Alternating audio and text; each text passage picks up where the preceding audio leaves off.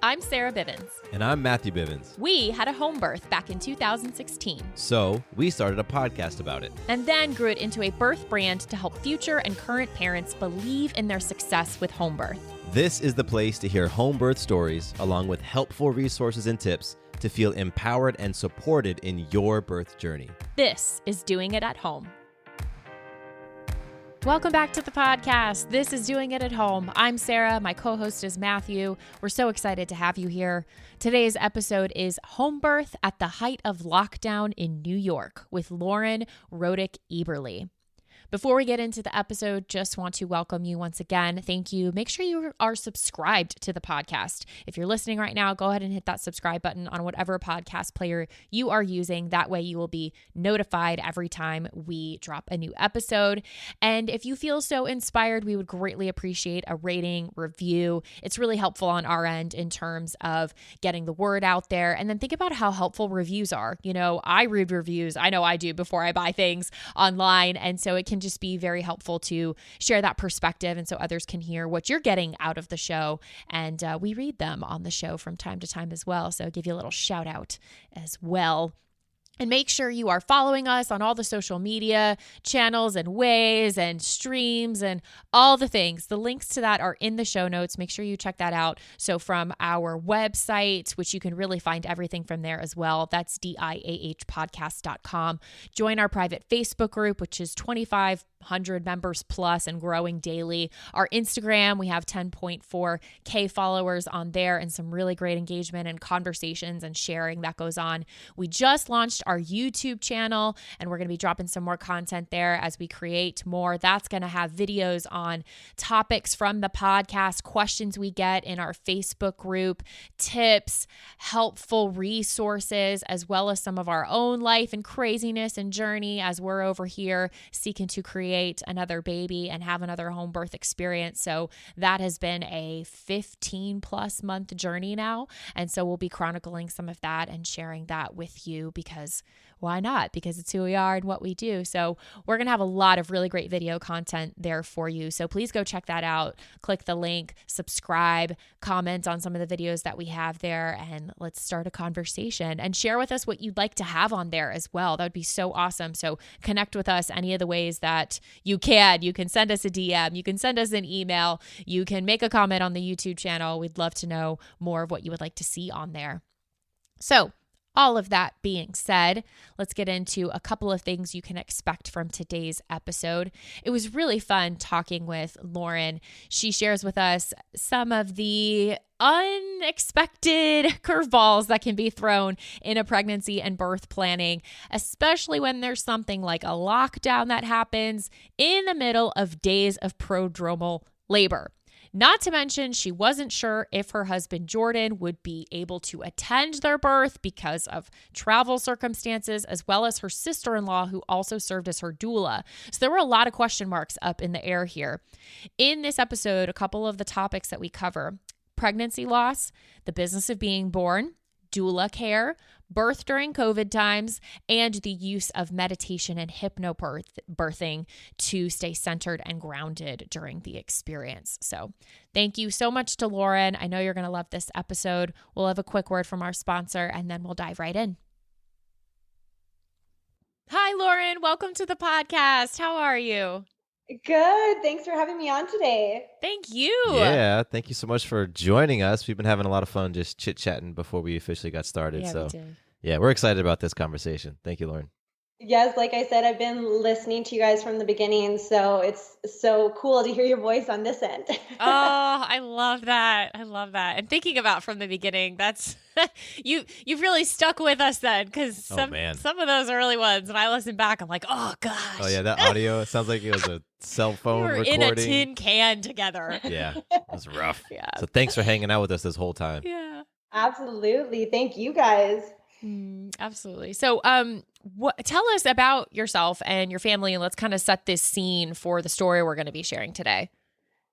Yeah, so my husband and I are high school sweethearts. We met in grade 10 and started dating then. So we've been together. I'm 30 now. So we've been together since we were 15. I'm going on 31, I guess. So almost 16 years together.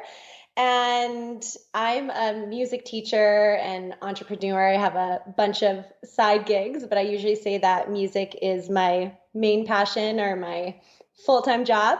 And my husband plays hockey. So we actually live on Long Island in New York during the season. And I travel back and forth from Canada in Calgary, Alberta to do that. And I teach remotely while I'm in New York. So we kind of crossed the continent together. And we just had our first baby girl 17 months ago. So we're now a family of 3. That's beautiful. That's so awesome. And I just want to give you props for what you're doing, living your life and living your passions and making it work. I mean, I'm sure there are a lot of layers to all of that. So I'm sure it may not be easy all the time. I don't know. I won't make any assumptions, but that's just very personally inspiring for me to hear what you all are up to, because where I come from and kind of my nuclear family where people don't really go anywhere or do anything, you're kind of like my family's worst nightmare and my like greatest inspiration. And so I just wanted to share that, just the thought of like, I'm imagining some of my family members just being like, part of the time here and then part of the time there, and you go across and now you have a baby and you do music and this, like I love it. So thank you for living into that possibility, because then someone like me can see that and be like, hey, we can do this if we're interested in it, or we can make this work in our life. So I just think you're the coolest. Thank you. And thank you for mentioning that too. Yeah, because it's always interesting. I always say with my jobs too, I'm like, I need a quicker elevator pitch, but that's also with everyone's life too. There's so many layers to it. So thanks for bringing that up. Yeah. And then, home birth, and during the time that you did too, which we'll get into, but yeah, there's a lot of cool things to extract from this and a lot of inspiration to be had. So let's talk about that a little bit. Your family planning and becoming pregnant. What was that journey like for you all? Yes. Okay. So I've always been into somewhat natural living. And as everyone says on this podcast, I watched The Business of Being Born. All right. So I think that was 2008. And so my husband and I were watching, and I was like 18, and I was like, that's going to be me.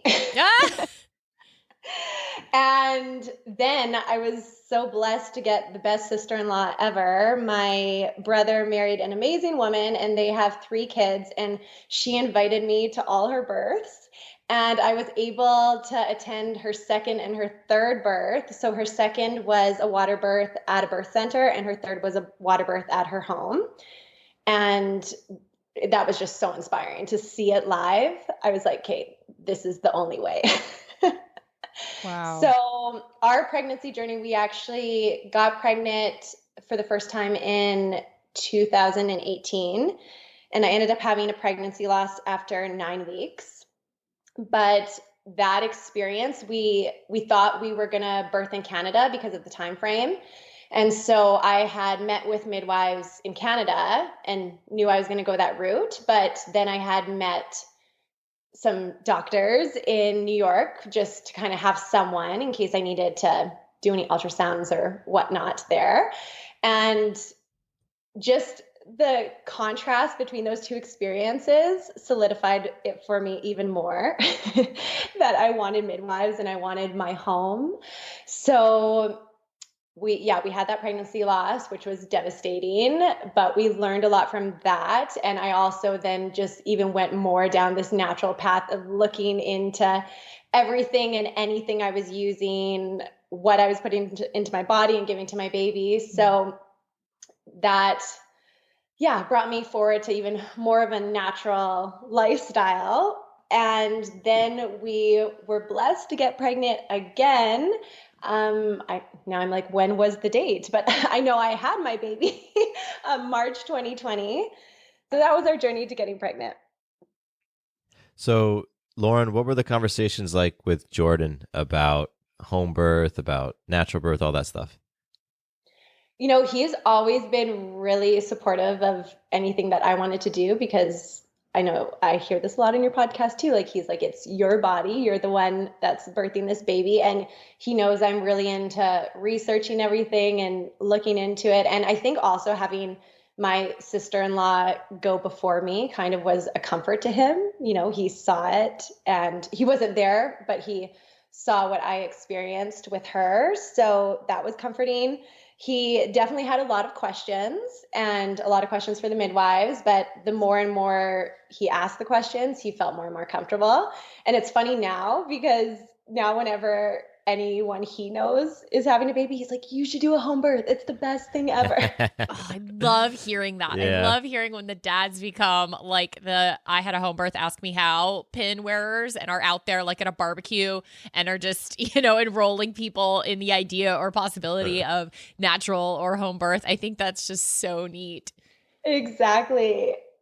Oh, they're funny. What were some of Jordan's biggest questions? All the, as you've talked about, like all the what ifs. What if this happens?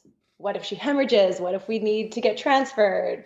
Those kind of things. And then it's hard because a lot of people that aren't on board ask a lot of those what if questions, which I guess is good because it gets you thinking, but they also like to tell their stories of what happened to them in various settings. And so then those questions kind of would pop up for him, like, well, what if that happened to us? So our midwives were amazing and answered every question. And I was able to also answer as many questions as I could for him. So by the end, he was feeling really comfortable with it.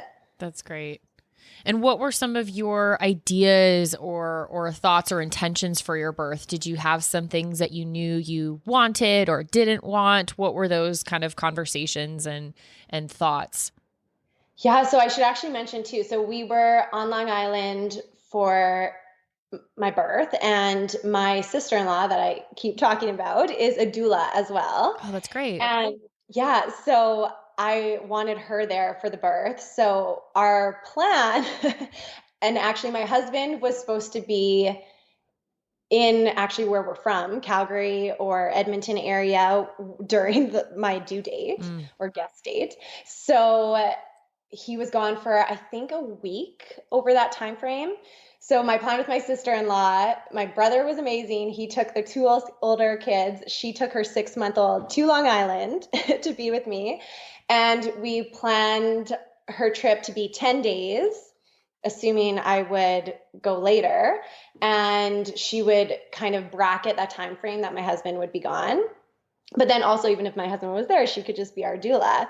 So that was my hope. As you'll hear, it ended up not being the case that she was there for that whole time. But I wanted her there. I also had another doula in New York because I just wanted like a lot of love and support around me. And we had done a lot of like massage and body positions and all of that kind of thing, so that could be a way that everyone could comfort me.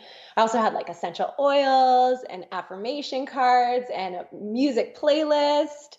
And my plan was like, I want to eat as much as I can during labor. Also ended up being so quick that I didn't really do that, but I had my water and my coconut water, and I pretty much had like everything I envisioned. And some of it I laugh now because like the music playlist, I don't even know what songs were playing when it was happening, but everything really, I feel like everything I envisioned really came to fruition. Like I would sit on my bed and I would look at the area that we were going to put, we wanted a tub, so that we were going to put our tub. And I would actually just like picture myself in positions of labor and like meditate on that. And I even birthed in those positions. So it was really wild looking back to see that like what I was visualizing came to be. I love that. And so am I understanding correctly that you were pretty clear that it was possible either your sister-in-law or Jordan would not be there for your birth? Like was that a possibility? Yes. Yeah, it was more a possibility that my husband wouldn't be there. How was that? Because, that's something real for, you mostly hear it with military families, which we've had a few stories on the show. But there are, of course, other life circumstances where things like that will pop up. How were you and the two of you kind of communicating on that? And how was that feeling? Yeah, I was really calm about that too, just because I didn't want to be upset if he couldn't be there. So I kind of, once again, visualized everything as if, if he's not going to be here, what's the support I can have? And that's why I really wanted a doula and wanted my sister-in-law there. And if he was there, it kind of just was like the cherry on top for me. I'm kind of thinking of it that way. But for him, he really, really, really wanted to be there. And my New York doula kept saying, it's going to work out how it's meant to work out. So like maybe your body is going to wait. Maybe baby's going to wait for dad to be there. And that ended up being the case. That's cool. But yeah, everyone asked me that, and I really just was calm thinking he'll be there if he's there. But if not, like I can do this, and everyone will be there to support me. Well, I appreciate that. And someone's getting something from that right now, because that, like I said, is something that many people face, that partner might not be able to be there for a number of reasons. Right. Yeah, for sure. Did you have any experiences with strangers, friends, or family where, you really felt that their fears and judgments were being placed on top of you, and then you had to deal with that? Yeah, I tried to actually not tell as many people as I could beforehand. I mean, my family knew, my husband's family knew, and our friends knew, but I wasn't sharing on social media per se, or just telling any random people. I'm surprised how often the question gets brought up, oh, what hospital are you having the baby at? Yep. And so that's when I had to think, how am I going to answer this so that I don't have to get all the what ifs. But there was a lot of that. But like I said, again, I had so much knowledge and experience with it again, that I would either share that information if I felt it beneficial, like if it was a family member that legitimately had concerns. But if it was someone just, wanting to tell me their horror story, I actually would just tell them to stop because they said, oh, sorry, like I just really want only positive energy and positive visualizations around me right now. And I can't hear this story. So I try to do that as much as I can. And I tell people that a lot, like only bring in the stories. And I don't know, that might not be great advice for everyone, because maybe some people, you should know all of the things that you can do that would be the best for you. But I think that like you really need to just have that positive energy around you and not hear all the horror stories, because you know about fear, right? Mm-hmm. Like the whole cycle of if you have fear, then you're going to tense up, and then you're not going to have the birth that you're wanting. Mm-hmm. Yeah. You are making such a great point. There is a balance. And of course it's to each their own, and in your own style and what works for you and your kind of learning style, and also how you deal with stress or potentially stressful situations. For some people there's a threshold of what to know. And once you go beyond that, you don't need to necessarily know more than that, or you might start clouding and getting caught up in some of those negative, so to speak, possibilities. But I think it's a great point that you bring up. Right. And I think I should also say too, that when I say that I didn't want to hear those stories, I also told people like I had a plan A, plan B, plan C, plan D, so that like I knew all of the things that needed to be done if there was a situation or if we needed to be transferred. So I wasn't just flying by the seat of my pants, but I still went in with the perspective, like my plan A is really what my hopes and my thought process is going to be around. Oh, that's fantastic. And there's a difference, I feel, between receiving an unsolicited story versus going and seeking out a story to understand what the possibilities are. Yes. And that is so well said. Yeah. I think that if a person wants to go and listen to stories of births that went different ways than maybe they're envisioning, like do it. Go and expose yourself to all those things if that's what you want. But it's so different when you share an aspect of your birth, like, oh, this is kind of what we're doing, and then all of a sudden, unsolicited, a stranger or a friend or family member just shares their story with you. Like those are those moments where I feel that it is very important to protect that bubble. And Lauren, I think it's so great that you would just tell people, No, I don't want to hear that story. Yeah, right I now. love that. It sounds like you were really graceful with it, whereas I would have been like, I have to pee, or like, I'm about to throw up on you. I gotta go. I was really working on my boundaries early on. I love Yeah, that. you need to. But you know what? Like after I had my miscarriage or pregnancy loss, I listened to I don't even know how many podcasts about that because I wanted to feel like I wasn't alone, you know, and hearing other people going through that experience. But then once I was pregnant again, I couldn't hear those stories at that time. Sure. So, you know, I had to put a pause on those kind of listens. And I know that's why you guys always give disclaimers too, right? Like if this is going to be hard for you to listen to right now, then shut it off. So even now, not being pregnant, I'm going to listen to every single birth story out there. And then there might be a time where I'm pregnant again, where I pick and choose what ones I want to bring into my space. Absolutely. Yeah, And I want to comment too on that. What hospital are you giving birth at? We were joking about that, Bivens, the other day about like potentially facing that question again in the future. Or, you know, when we have people who ask like, what should I say to that? And like, just make up, you know, Bivens Memorial, Our Lady of Birth Hospital. Like, you know, just make up. Oh, like, I've never heard like of that Bivens one. Memorial. No, you don't know that one? Okay, well, that's where we're going to be. Bye. That is so true. Because that's even a question people ask at the grocery store. like, what does that do for you, person checking me out, holding my celery? Like, what does where I'm giving birth? What does that? I think it's just it's Just filler. a common yeah, filler people don't know what question. to do or say or how to be. So yeah. So Lauren, what did you say to that question? Oh, yeah. I think it changed every time. Stop. And the problem was that I should have just made something up because I was like, I'm not an expert on all the hospital names on Long Island because I'm not from here. Yeah. So, I mean, if it was really passing, I would just say, oh, I'm having a home birth and just kind of like let it go. But yeah, I don't even remember. Like if it was someone where I didn't really want to share that information yet, I think I would just say like, oh, we're still deciding. Yeah, okay, that's a good response. But now when the second baby, hopefully someday soon comes along, I'm sure everyone's going to know now. So I'll have to change my tune. That's funny. All right, let's take a quick break. And when we come back, let's talk about birthing time. Okay, so give us the birth story details. How did it go down? Okay, so my sister-in-law was in town and my husband was not. And she was being amazing. Best doula ever. If you can have a doula come live with you and massage your feet and make food for you, I suggest that. Yeah, that sounds pretty awesome even when you aren't pregnant. So yeah, she was amazing. And now it's like the dates with COVID and everything is just like a total blur, but that's why I'm so glad I wrote my story down.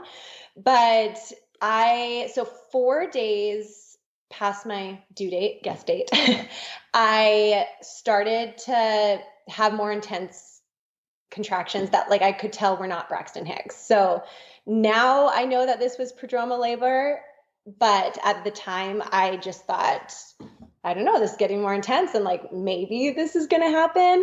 So my sister-in-law and I would get contractions I don't know ever if I should call them contractions or pulses, but I would get them every 4 minutes and they would last for a minute.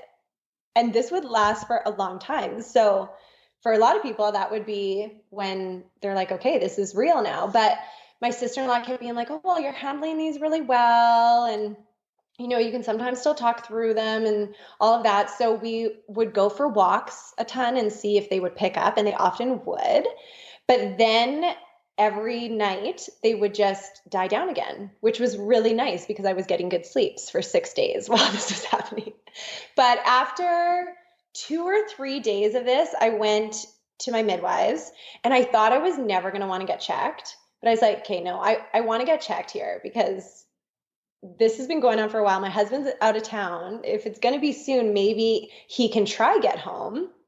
So I got checked and I don't remember the numbers, but like I was 5 centimeters dilated and whatever the other things were. And my midwives were like, okay, I think like anytime in the next 24 hours, this baby's probably going to join us Earthside.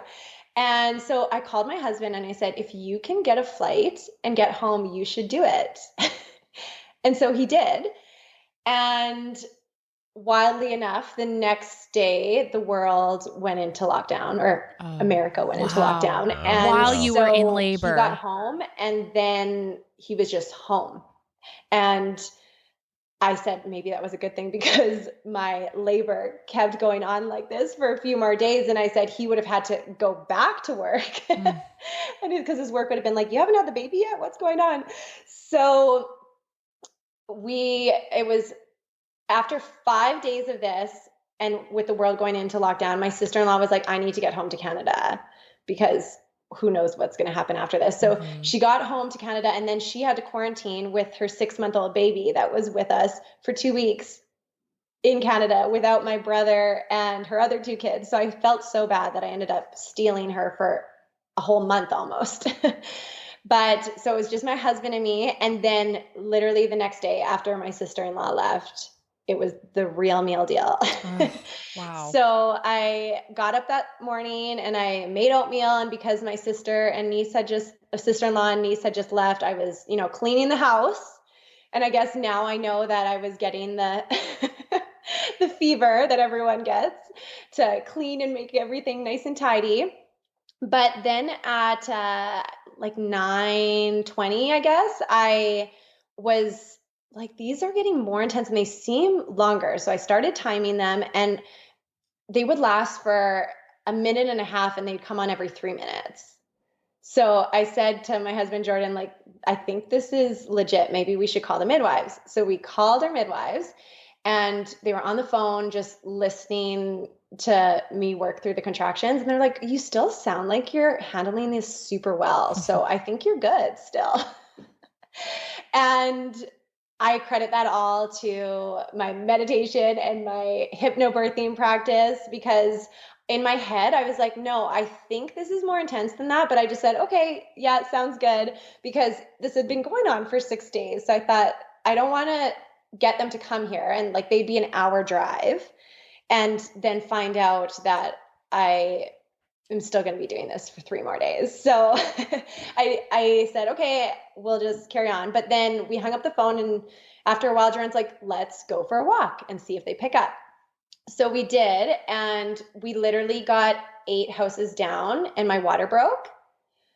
And the funny thing about that too is I kept visualizing and saying I wanted my water to break because I was like, I just want to know 100% that I am in full-blown labor. Yeah. So my water broke and then it was like game on. Some people say like they don't have it super intense when their water breaks, but it was like, no, this is now. So we called my sister-in-law that was now back in Canada and I kept saying like, I need to get home. I need to go to the bathroom. And she was like, don't have the baby on the toilet. And I was like, no, I for sure need to go to the bathroom. This isn't the baby. So we got back home and Jordan found it so funny because there was literally like cars pulling over being like, are you guys okay? Do you need help? Like they probably thought I wanted a ride to the hospital. And I was like, no, I just need to get 8 houses down to my house. Oh, wow. So we got back home. And on the walk home, like every time I would have an intense one, I would just like kneel on the grass and work through it. But the whole time I just said to my husband, like, just keep calling people we need there. Cause actually we had a birth photographer too, who also is a doula by trade. So I had so much support. I ended up having 2 midwives, our New York doula and our photographer who was also a doula. And so he called all of them and said, okay, come to our house. And so by the time we got home, pretty soon after, our photographer was the first one to make it there. And like I said, it was so amazing that she was a doula because she was super supportive while my husband was trying to fill up the tub. And you guys know how long it takes to fill up those tubs. Yes. And I was like, I need water right now. Like, I just want to get in the water so bad. And so the photographer was like, fill up your other tub, even though like it wasn't big enough for us to birth in, just so she can sit in it and get some relief that way. So now at 11:35, I puked twice and I was so pumped. I was like, am I in transition? And at this point, the photographer was still the only one there. And she's like, yeah, I think you are. And I was like, hey, this is amazing. So then after a little while, the doula showed up and she was a dream too. She was like massaging me with essential oils, all the things I wanted. And as soon as the other tub was ready, I got in that. And I said with probably a lot of swear words, like, this is such a gift. This water is just the best thing I could have ever hoped for. And then when the other tub was filled up, I got in that. And then at that point, the midwives were there. And yeah, like it was honestly just such a beautiful experience. Like I remember just like talking and laughing, and we have pictures of it too. And I just kept talking to our baby, and I was way more vocal than I thought I would be because I felt like I had been all, hypnobirthing calm up until this point, but I was more roaring at this point. And yeah, like I said, my husband kept giving me water and coconut water. And actually it's funny, the other day, my sister-in-law on his side, so his sister was saying, yeah, we were getting texts from him about like updates of how you were doing, like, oh, she's doing amazing, baby's almost here. And I looked at him and I said, when did you have time to text? Like I felt you were so present with me, you kept giving me water and holding my hand. And he's like, I don't know if you fully know what was going on. But yeah, he was amazing. Everyone was amazing. And then there was one point where it was getting super intense. Like I felt like I didn't even get like a chance to like get a deep breath in between the contractions. So at one point my doula was just like, ask your baby for a break if you want a break. And I was like, oh my gosh, yeah, I can do that.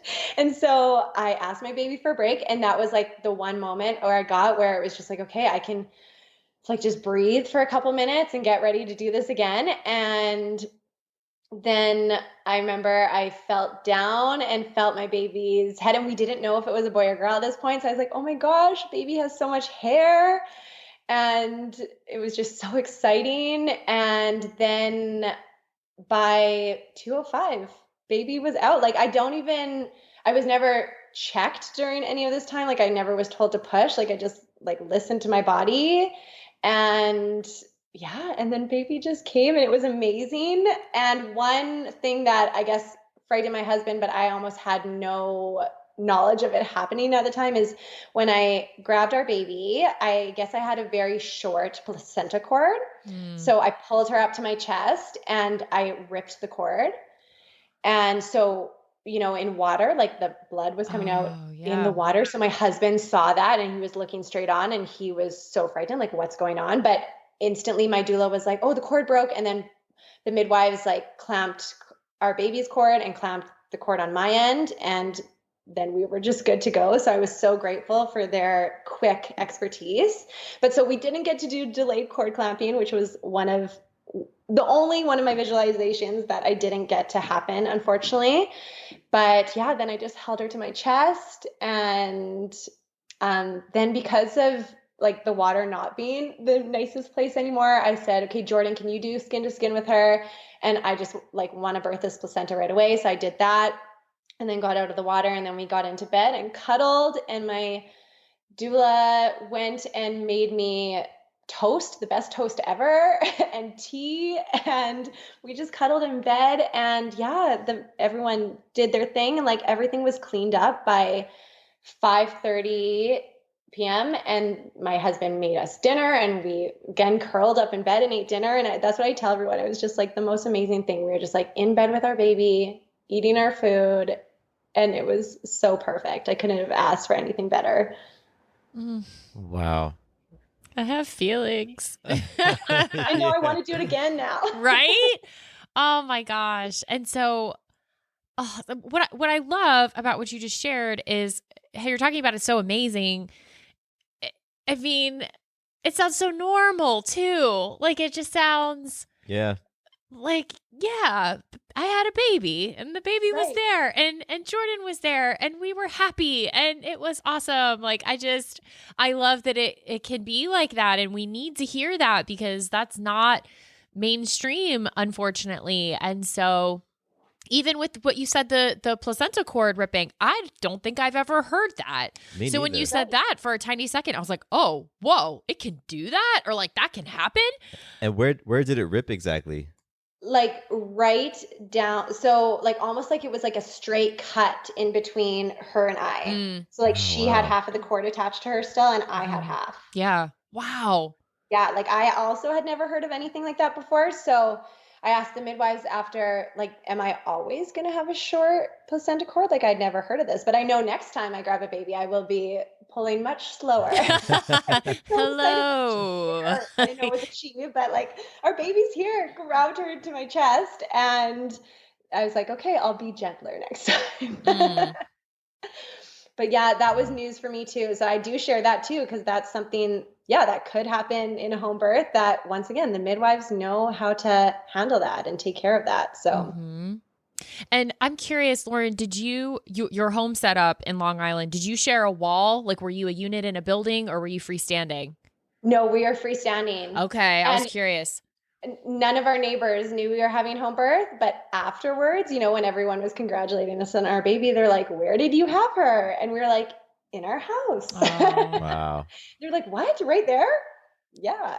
Right there. So that's pretty cool too. That is cool. Yeah. I asked because it comes up often, in our Facebook group or just out there in the Doing It at Home community, people who do live mostly in New York, these are the people it comes up with. But of course, apartment living and townhome living is all over the place. So people just saying, how do you feel about that? And what do you do? And are you nervous about being loud, or should you tell your neighbors? That's a thing that kind of comes up. Right. Yeah, we didn't have that, but I can see that for sure. So what was that golden hour like?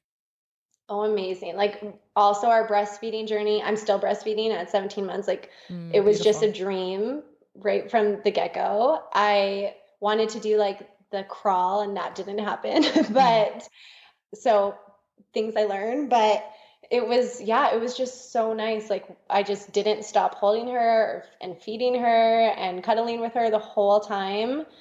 And it's like, even when they weighed her and did all that, that was when I was birthing the placenta and getting her in the tub, and then Jordan was with her. So I felt like I never had her away from me, which was so lovely. It was just perfect.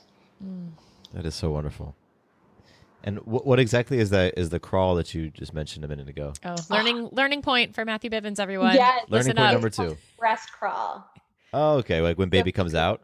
Do you know about that? Yeah. So like you put them almost, you maybe can explain this better, sir, but you almost put them on your stomach and you let them, they like literally look like they're crawling to you, because the smell of your milk is the same as like the smell that they had inside of you. So they literally crawl up to your breast and attach on their own. Yeah. You did a great job, Lauren. You got it. It's this instinctual primal thing that they can do. And I mean, we can pull up videos and show you after this. It's pretty amazing. Like a baby from belly makes its own way up to the breast and will start nursing.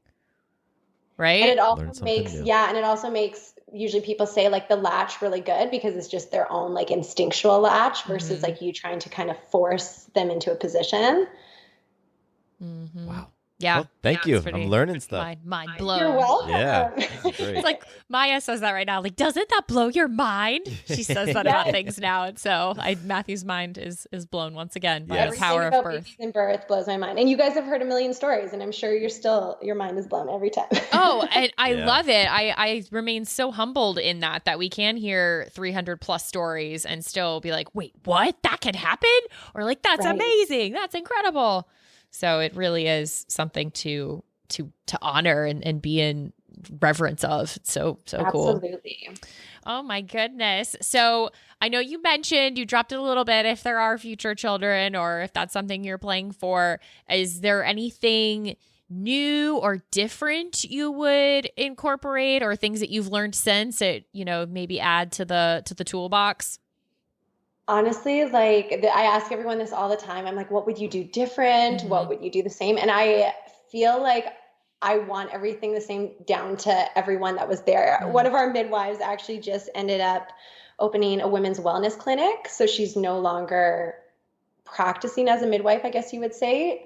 And my husband was like, no, just text her and ask her. She just needs to be at the next one. So I did. I was like, one day, can you please still be at our birth?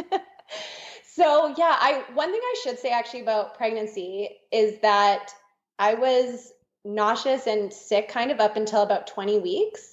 But I was so grateful for it because with our pregnancy loss before, I kept feeling like, hey, if I'm not feeling great, then our baby's getting everything they need, hopefully, until I can feel them kicking and all of that. Like, I'm cool with not feeling good. So I read affirmation cards every day. I got them from Mama Natural. Mm-hmm. And that was something that was so helpful for me. So for anyone else that just wants to like bring in gratitude and positivity into their pregnancy, I found those affirmation cards so helpful just to like read one a day and kind of say that to myself over and over again. But for the birth, yeah, I guess like the things that I would want in the future are the things that weren't able to happen this time. So like ideally, if we could do delayed cord clamping next time, if I could like play around with hopefully the breast crawl. But also I had like a freezer food. I also have to say that because with COVID, like we didn't have anybody dropping off food or anything like that. Mm-hmm. And I was so glad that I just stocked up my freezer and made so much food. So my husband and I were set for the first little bit. Like we could just cuddle and heat up the food that was already made and we were good to go. So I really recommend that too. And I will definitely do that next time. But even one of the blessings that came out of this is us having time where we didn't have to entertain anyone or we didn't have to have people come in and cuddle the baby when I wanted to cuddle the baby. So I said, like, even in the future, I'm going to kind of do a 2-week quarantine on my own with our family and just say, I mean, my husband might be away for part of it. So maybe I will need a little bit of help with our older child at that time. But yeah, I really appreciated that bonding time. And so that's, a boundary I'll set in the future for sure. Gotcha. I think people are taking notes on some of that because I think that's going to land exactly with where someone's at right now or what they want for their birth or a future birth. So thanks for sharing that. Right. Thank you. And thanks for sharing everything. Thanks for being with us, for being with us from the beginning, as we mentioned at the top of the episode, and being part of the community. And now that you can share your story and others can listen to you, I love the full circleness of that.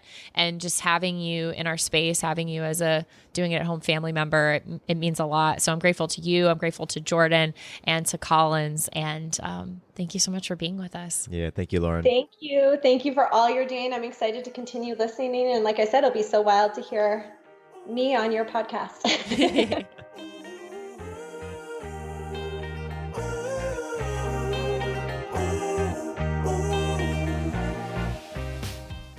Quick note about the Doing It at Home podcast. Matthew and I are not doctors or medical professionals, and nothing we say should be taken as medical advice or opinion. If you have medical or health-related questions, please take them to a trained professional. We're here simply to entertain you with stories and conversations about pregnancy, birth, and parenthood.